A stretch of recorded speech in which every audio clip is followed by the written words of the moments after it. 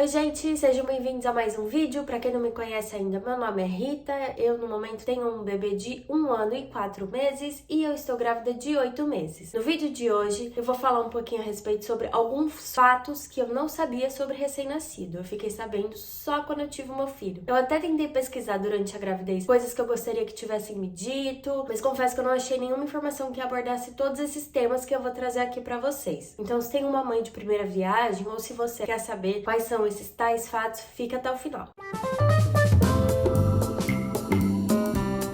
Bom, o primeiro fato é, assim que o bebê nasce, os primeiros cocôs que ele faz na vida são bem pretos. Isso é super normal, não precisa se assustar. Eu lembro que não me avisaram, eu ainda tava até no hospital, não sabia nem sequer trocar uma fralda, e quando eu percebi que meu bebê tinha feito cocô, eu abri a fralda, vi que o cocô era super preto e chamei a enfermeira desesperada. E ela me falou: Rita, tá tudo bem, é normal, isso vai passando. Mas é uma coisa que me chocou muito e pode ser que você não sabia também. Outra coisa que eu não tinha a menor noção é que as unhas dos recém-nascidos crescem muito rápido. Tanto que foi até por isso que no outro vídeo eu falei pra vocês que eu recomendo uma lixa elétrica, porque você vai precisar cortar ou lixar as unhas pelo menos 2 vezes por semana. É por isso que vocês veem os bebês com as luvinhas. Como as unhas crescem muito rápido, é muito fácil deles acabarem se arranhando e te arranhando de um dia pro outro.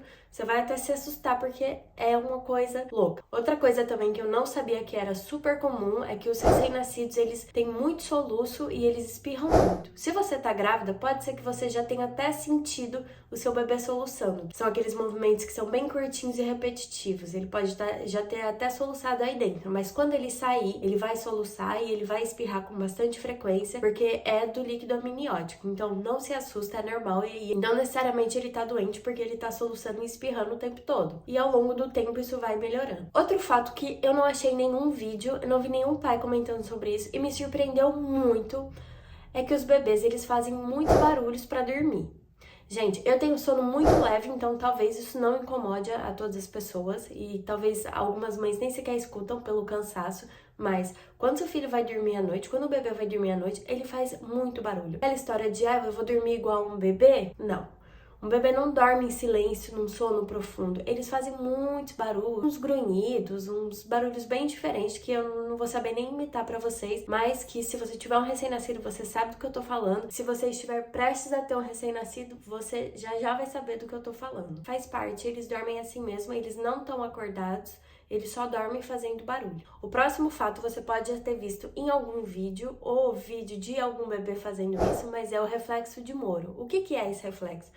É como se fosse quando a gente tem a sensação que tá caindo, que a gente faz assim, ou quando tá dormindo e faz assim. Os bebês fazem isso com muita frequência, com muita frequência. O meu bebê, acho que quando ele fez quase 2 meses, ele atingiu um pico que ele fazia isso várias vezes por dia. Não necessariamente ele estava dormindo, ele podia estar acordado e se assustar. Eles acabam achando que estão caindo. É engraçado, mas eu não sabia o que é que estava acontecendo e é super normal. Isso tende a passar depois dos 3 meses de vida. Começa a diminuir até que só. Esse próximo fato, acho que só eu que não sabia, gente. Eu tive até um pouco de vergonha de acrescentar aqui, porque eu acho que todo mundo já sabe, até quem não é mãe, mas eu confesso que eu sabia, só que quando eu tive o meu filho, por algum motivo eu esqueci e depois, só de algum tempo que eu lembrei.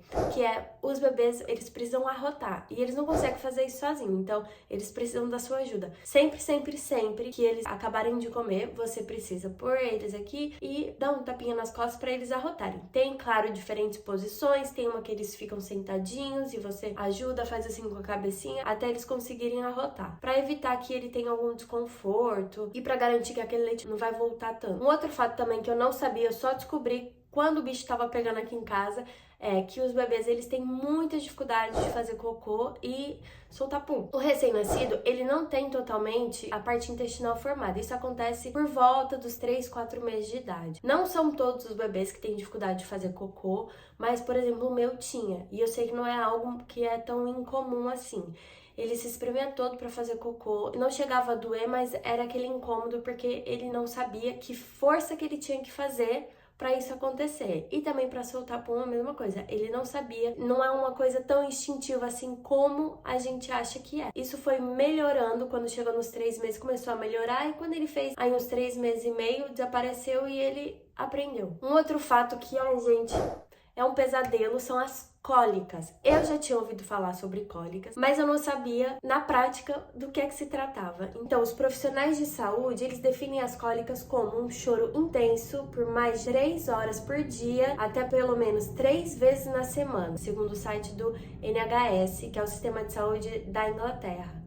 Segundo também os profissionais de saúde, gente, eles falam que isso começa depois de algumas semanas de vida. Eu não sei ao certo, mas assim que eu trouxe meu bebê do hospital, ele já teve cólica. E eu não sabia o que estava acontecendo. Foi um choro inconsolável e isso causa muito estresse nas mães e nos pais, porque você não sabe como acalmar. Existem alguns métodos que falam sobre massagem, sobre alguns remédios, mas assim, pro meu, nada adiantava. Quando eu fazia a massagem, eu sentia que era mais pra eu me acalmar e me sentir melhor. Eu tava fazendo alguma coisa pra tentar ajudar do que realmente ajudava o meu bebê. Como ele começou com cólica mais cedo do que o previsto, ele também, quando fez uns 2 meses, ele já melhorou. Só que as cólicas, elas podem ir até os 3, 4 meses e é muito sofrimento, tanto para os pais quanto para o bebê, porque são horas ali de choro, normalmente é no final da tarde, e dura pelo menos 1 hora e meia, pode ir até 3, 4 horas desse choro inconsolável, você carregando seu bebê pela casa sem saber o que fazer, mudando de posição. Tem algumas posições que falam que alivia um pouco, mas o choro volta, a cólica ainda tá ali e é esperar passar. Infelizmente, não tem muito o que isso possa fazer. Mas o bom é que com 5 meses seu bebê com certeza já não vai ter cólica. Outra coisa que eu nunca tinha ouvido falar, eu só comecei a pesquisar isso quando eu já tive o meu filho, são os saltos de desenvolvimento. Gente, esses saltos, eles não são comprovados cientificamente que eles existem, mas com o meu bebê, os saltos eles dão certinho e eu realmente acredito que isso possa ser verdade. O que são esses saltos? Em algumas fases da vida, o seu bebê ele se desenvolve muito rapidamente de forma neurológica. Ele aprende a, por exemplo, sorrir, a dar gargalhada, a falar. Quando isso acontece, é muita informação para o bebê e eles começam a ficar mais chatos, eles choram mais, eles ficam mal-humorados e esses saltos eles duram algumas semanas ou até meses. E com meu filho coincidia. Tem um aplicativo, chama Saltos Mágicos, ele é um aplicativo grátis, você põe a data de previsão do parto, põe a data que seu bebê nasceu, se não estou enganada, e ele fala: daqui 3 dias, daqui 5 dias, seu filho vai entrar num salto que vai durar até tanto, e o aplicativo ele ensina sobre o salto. Ou então tem uma versão em inglês que chama Wonder Weeks, mas esse já é um aplicativo pago. Ele também funciona da mesma forma. Te avisa quando seu bebê estiver prestes a entrar no salto ou sair de um salto. E, gente, pra mim funcionou certinho. Então, se você tiver um recém-nascido ou tiver interessado, quiser baixar esse aplicativo, eu recomendo, tanto um quanto o outro, só que um é pago e o outro é grátis. Outra coisa que eu não sabia que existia são as janelas de sono. Isso é, literalmente, quanto tempo seu bebê passa acordado entre uma soneca e outra. Então, tudo que ele fizer entre uma soneca e outra é essa janela que ele passa acordado. E por que é importante saber disso? Porque dependendo de quantos meses o seu recém-nascido tiver, ele passa acordado 45 minutos, 60 minutos, 1 hora, 2 horas. E enfim, se for menos tempo do que isso, provavelmente ele não vai estar tão cansado para dormir. E se for mais tempo do que isso, ele vai estar muito cansado e vai ser muito mais difícil dele conseguir dormir. Então o sono não vai ser tão proveitoso.